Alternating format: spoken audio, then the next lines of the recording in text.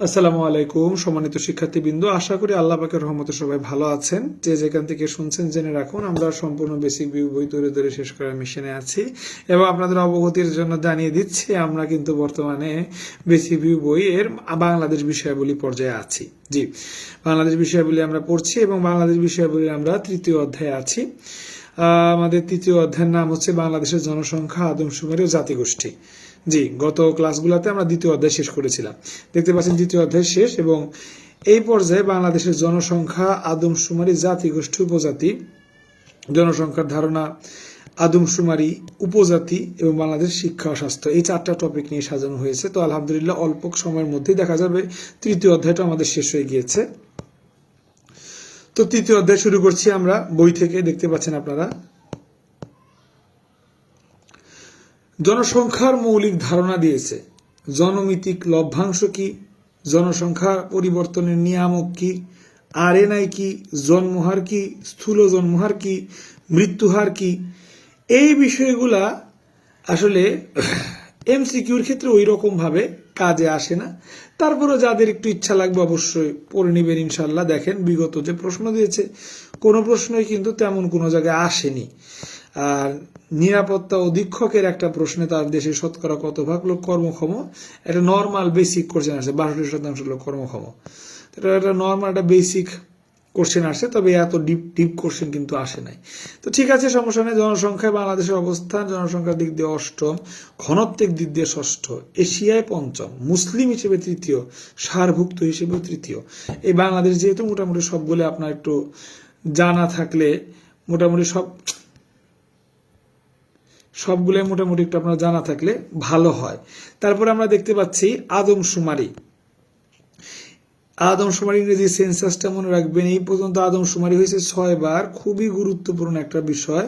আর আদমশুমারি অনুষ্ঠিত 10 বছর পর পর। ওকে,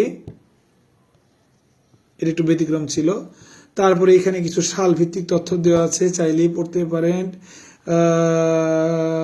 ষষ্ঠ আদমশুমারির নামটা বলে দিয়েছে, যেটা লাস্ট ছিল।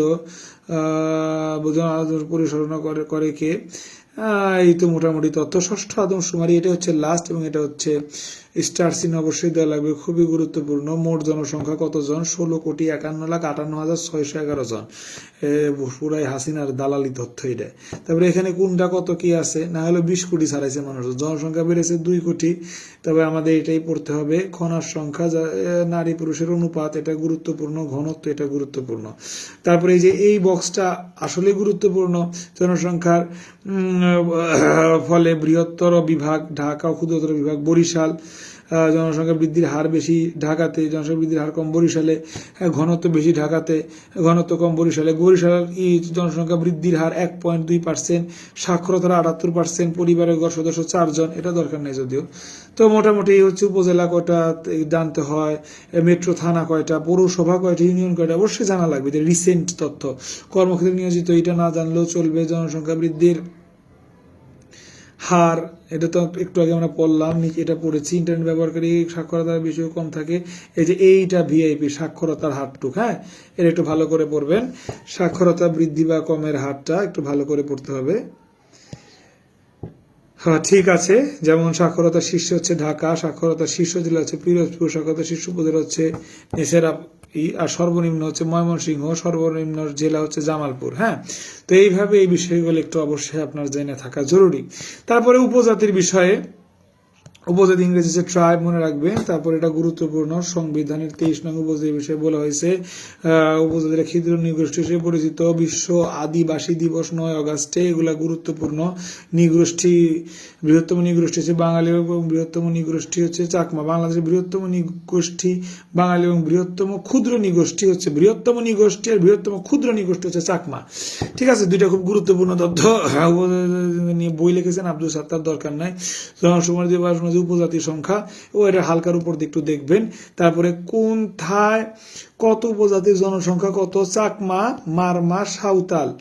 আর এই উপজাতি ভাষাটা পড়বেন। আর এই যে এখানে দেখেন স্যার একটা খুব সুন্দর মানচিত্রিক রিপ্রেজেন্টেশন দিয়ে কোন জায়গায়, যেমন এই যে দিনাজপুর এলাকায়, দিনাজপুর, রংপুর, এসব জায়গায় সাঁওতালের বাস বেশি। ময়মনসিংহ এলাকায় গারোদের বাস বেশি। খাসিয়া, মণিপুর, সিলেটে খাসিয়া, মণিপুরি, হ্যাঁ এগুলো একটু মানচিত্র দেখে। আর এই যে বম, বান্দরবন, রাখাইন, চট্টগ্রাম, বান্দরবনে বম, বম গোষ্ঠী, চাকমা, বম, খিয়াং, লুসাই, খুমি, সেইভাবে মানচিত্র রিপ্রেজেন্টেশন দেখে আপনারা কিন্তু পড়তে পারেন। জনশুমারি 2022 অনুযায়ী দেশে 50টি উপজাতির নাম। একবার খালি চোখ বুলাবেন, তো আপনার নিজ দায়িত্বে একবার একটু চোখ বুলাবেন, সমস্যা নাই, একবার একটু চোখ বুলিয়ে দেখলেন।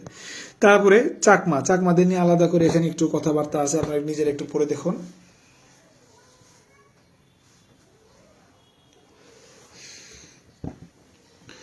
তো দেখেন চাকমাদের নিয়ে এখানে বলেছে, চাকমারা বংশগতভাবে মঙ্গোলিয়ারা, তারপরে ভাষা হচ্ছে আরাকানি ভাষা, মোটামুটি মৌজা প্রধান হচ্ছে গ্রাম প্রধান। ওকে, আচ্ছা, এই চাকমাদের পরিবার হচ্ছে সমাজ প্রধান ভিত্তিক, চাকমা রাজা। তো এটা মোটামুটি চাকমাদের একটা তথ্য আপনারা পড়লেন। দেশের বৃহত্তম ক্ষুদ্র নৃগোষ্ঠী হচ্ছে চাকমারা।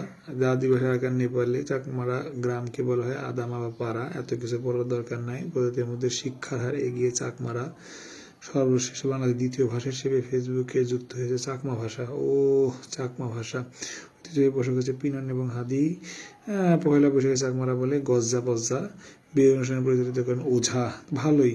চাকমারা জুম চাষ করে বলে তাদেরকে জুমিয়া, যা স্থানীয়ভাবে তৈরি পানীয় চুয়ানি চাকমা সমাজে প্রচলিত। এগুলো আর দরকার নাই। এইভাবে গারো সম্পর্কে এভাবে একটু পড়তে পারেন। আসলে এগুলা পরীক্ষাতে ওইভাবে আসে না, জাস্ট খালি হালকার উপর দেখবেন, দেখেন কোনো জায়গায় কিন্তু আসে নাই। এক জায়গায় আছে গার উৎসব কোনটা, ওয়ানগালা, সো এইভাবে একটু জানলেন আর কি। টিপরা, ত্রিপুরা, চাকমায় বেশি আসে না, ত্রিপুরা তো আরো আসার কথা না তেমন একটা। হালকার উপর দুটো চোখ বুলাইতে পারেন। মুরংস্র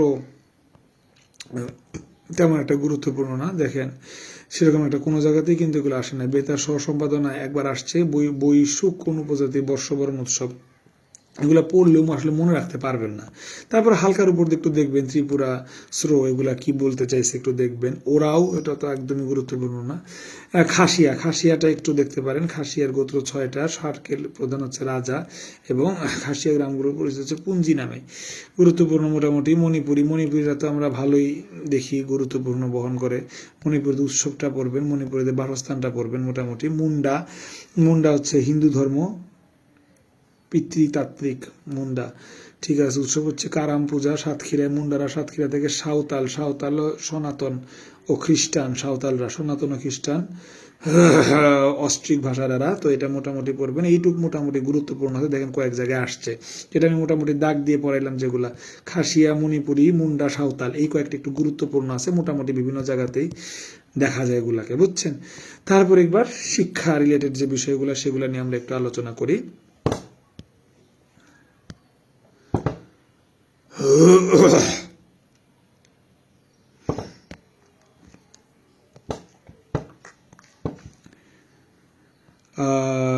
শিক্ষা রিলেটেড কিছু সাংবিধানিক টার্ম এখানে আছে, অবশ্যই পড়বেন। দেশের শিক্ষার মাধ্যম দুইটা, এগুলা তো জানেন, স্কুল ও কলেজ প্রতিষ্ঠা। রাজশাহী কলেজের স্কুল কোনটা কত সালে আসলে এইভাবে কিন্তু ঢাকা কলেজ, এগুলা কিন্তু এইভাবে কোনো জায়গাতেই আসলে আসে না, বুঝছেন। তো এই হলো বিষয়। স্বাধীন বাংলাদেশ শিক্ষা কমিশন, নীতি ও কমিটি। তো এই যে কুদরতি ক্ষুধা শিক্ষা কমিশন, সর্বপ্রথম এই কমিটি গঠিত হয়েছে, এটা অবশ্যই গুরুত্বপূর্ণ, পড়বেন, বিশেষ তথ্যগুলা দেখবেন। তারপরে আর কিছুই পড়ার এরকম দরকার নাই, ঠিক আছে। এগুলা আসলে কিছুই পড়ার দরকার নাই। বাট এইটা কুদরতি ক্ষুধাটা, এটা আমিও কিন্তু স্টার দিলাম, অবশ্যই পড়বেন। যেমন কুদরতি ক্ষুধা রিপোর্ট, শিক্ষা কমিশন রিপোর্ট কে প্রকাশ করছে, কুদরতি ক্ষুধা, এবং এই চেয়ারম্যান কে ছিল, কুদরতি ক্ষুধাই ছিল। কুদরতি ক্ষুধা শিক্ষা কমিশন সুপারিশের আলোকে জাতীয় কারিকুলার সিলেবাস 1976 সালে। এগুলো ইম্পর্টেন্ট তথ্য টুকটাক, হ্যাঁ। তারপরে দেখেন প্রাথমিক শিক্ষা সংশ্লিষ্ট বিষয়, হ্যাঁ এগুলো একটু ভালো করে এক নজর যে দেখবেন একটু। প্রাথমিক গণশিক্ষা প্রতিষ্ঠিত কত সালে, তারপরে গোপাল কৃষ্ণ গোখলে। আচ্ছা, দেশে বাধ্যতামূলক প্রাথমিক শিক্ষা আইন চালু হয়েছে, এটা গুরুত্বপূর্ণ, এই সালটা গুরুত্বপূর্ণ। সর্বদিন বাধ্যতামূলক শিক্ষা, এটাও গুরুত্বপূর্ণ। বাধ্যতামূলক প্রাথমিক শিক্ষার বয়স 6 থেকে 11। বর্তমানে প্রাথমিক পর্যায়ে নিট ভর্তির হার দরকার নাই। প্রাথমিক গণশিক্ষা মন্ত্রণালয় 2023 সালে, এটা গুরুত্বপূর্ণ। সরকারি প্রাথমিক বিদ্যালয় কত, 65,000 প্রাথমিক বিদ্যালয়, 65,565। প্রাথমিক শিক্ষা অধিদপ্তর ডিপিই জাতীয় প্রাথমিক শিক্ষা একাডেমি এনপিই এগুলোর ফুল মিনিংগুলো পড়বেন। এই যে ডিপির full meaning director of primary education, হ্যাঁ, national academy for primary education, NAPE, bureau of non formal education. তো এইগুলা ফুল মিনিংগুলো অবশ্যই পড়বেন। তবে এই রিলেটেড কোশ্চেন অনেক আসছে। National academy for primary education কোনটা ময়মনসিংহ শহরে কোথায় আছে, এই জিনিসগুলো আসলে জানতে চায়, বুঝছেন? এগুলা খুবই খুবই খুবই খুবই খুবই গুরুত্ব দিয়ে আসলে আপনাদেরকে পড়তে হবে। ঠিক আছে, গেল ডিইবি কত সালে প্রতিষ্ঠা হয়েছে, হালকার বোধ একটু দেখলেন। তো এইভাবে ব্রেইল পদ্ধতি ব্যবহার করে শিক্ষা লাভ করে কারা, দৃষ্টিহীন শিক্ষার্থীরা। তো এইভাবে দেখলেন। তারপরে মাধ্যমিক শিক্ষা সংশ্লিষ্ট বিষয়ক, মাধ্যমিক হচ্ছে বাংলাদেশ ইউনেস্কো জাতীয় commission, Bangladesh commission for UNESCO. বাংকুটায় হালকার মধ্যে দেখলেন মাধ্যমিক অধিদপ্তর মাউসি, এর একটু পড়লেন। জাতীয় শিক্ষা ব্যবস্থাপনা academy, national academy for education management, হ্যাঁ এটা দেখবেন অবশ্যই। আর এনসিটিভি তো অবশ্যই গুরুত্বপূর্ণ। ভিবিআই কত সালে হয়েছে, কোথায় আছে, আর full meaning. National curriculum text book board, Bangladesh শিক্ষা তথ্য পরিসংখ্যান bureau, Bangladesh bureau of education information and statistics, Palashi, Nilkhet, Dhaka, গুরুত্বপূর্ণ। আর এই যে এনটিআরসি অবশ্যই জানতে হবে, non government teacher registration and certificate authority, 2005 সাল থেকে শুরু হয়েছে, রমনা, ঢাকাতে অবস্থিত। প্রার্থীর শিক্ষক নিবন্ধন আবেদনের সর্বোচ্চ বয়স 35 বছর, তাহলে 35 বছর পর্যন্ত আবেদন করা যেতে পারে। সো এগুলো হচ্ছে কিছু গুরুত্বপূর্ণ তথ্য।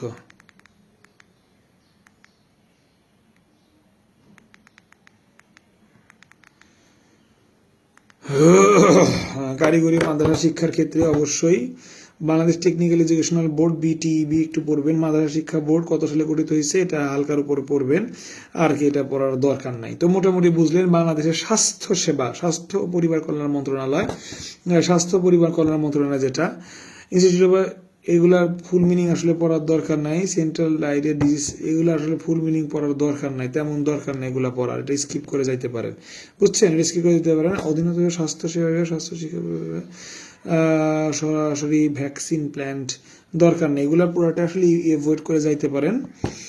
ওকে, জাস্ট সালটা দরকার দেখেন। স্বাস্থ্য নীতিমালা কবে প্রণীত হয়, 2011 সালে। তাছাড়া কিন্তু ট্রমা সেন্টার কি, ট্রমা সেন্টার হচ্ছে দুর্ঘটনাজনিত কারণে আহতদের চিকিৎসা, কিন্তু এগুলার সাথে আসলে এই ভিতরের প্রশ্নের কোনো মিল নাই। এইটা একটা মিল আছে, তবে তেমন কোনো জায়গায় ওইভাবে গুরুত্ব সহকারে কোনো জায়গায় আসে নাই। শিক্ষক নিবন্ধন, বি হাসপাতাল কোন রোগের চিকিৎসা হয়, কলেরা রোগের চিকিৎসা হয়। বেসরকারি শিক্ষক নিবন্ধন একবার আসছিল। ICDDR, বি হাসপাতাল কোন রোগের চিকিৎসা হয়, কলেরা রোগের চিকিৎসা হয়। খাবার স্যালাইনের উদ্ভাবক প্রতিষ্ঠাতাকে, খাবার স্যালাইনের ক্ষেত্রে উদ্ভাবক প্রতিষ্ঠাতা হচ্ছে এই যে ICDDRB, এই যে এইটা। তাহলে এটা মোটামুটি একটু ইম্পর্টেন্ট আছে, কারণ এখানে দেখতে পাচ্ছি যে খাবার স্যালাইন হিলটন ফাউন্ডেশন পুরস্কার পাইছে আবার, ঠিক আছে। তো এটা একটু হালকার উপর দিয়ে পড়তে পারেন। তারপরে মোটামুটি আরও বেশ কিছুই আছে। পলিউশন একাডেমিতে ভালোই প্রশ্ন আসে, মোটামুটি পড়বেন। এমসিকিউগুলো অবশ্যই কভার করবেন। দেখতে পাচ্ছি রিসেন্ট সালে ভালো এখান থেকে প্রশ্ন আসছে 20-এর পর। দেখি বাংলাদেশে কোথায় প্রথম আর্সেনিক ট্রিটমেন্ট প্ল্যান্ট স্থাপিত হয়েছে, আর্সেনিক ট্রিটমেন্ট টুঙ্গিপাড়াতে। তারপরে বাংলাদেশে কোন রোগ মুক্ত ঘোষণা করেছে, কোন রোগ মুক্ত উপরে সবগুলো, পোলিও, কলেরা এবং ফাইলিয়ারি, সব রোগ মুক্ত বাংলাদেশ। 23-24-এর পরীক্ষাগুলোতে আসছে। সবুজ ছাতা কিসের প্রতীক, সবুজ ছাতা কিন্তু পারিবারিক স্বাস্থ্য ব্যবস্থার প্রতীক। সো এগুলো আসলে কিছু কোশ্চেন ছিল যেগুলা একটু মানে কমন সেন্সের কোশ্চেন আর কি, এগুলার সাথে উপরের এরকম কোনো তেমন কোনো মিল নাই।